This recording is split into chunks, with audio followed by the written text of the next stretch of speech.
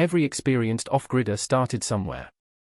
Today, we are going to delve into the essential components of an off-grid power system. Our guide will cover the basic parts needed to establish an effective, efficient, and secure off-grid energy system. Buckle up and let's get started.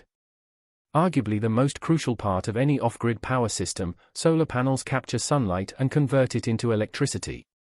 Their capability can range vastly, from powering a small shed to a large household, depending on their size and setup.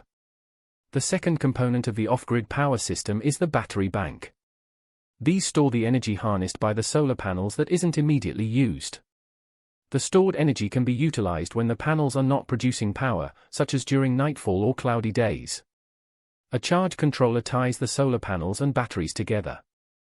This device manages the energy flowing from the panels to the batteries, preventing overcharging and increasing system efficiency. The inverter transforms DC power created by the solar panels and stored in the batteries into AC power, which powers most home appliances. Choosing the right inverter is crucial for the overall performance and efficiency of your system. That wraps up the essential components of an off-grid power system. By understanding these parts of solar panels, battery bank, charge controller, and inverter, you are one step closer to powering your life, off the grid and on your own terms.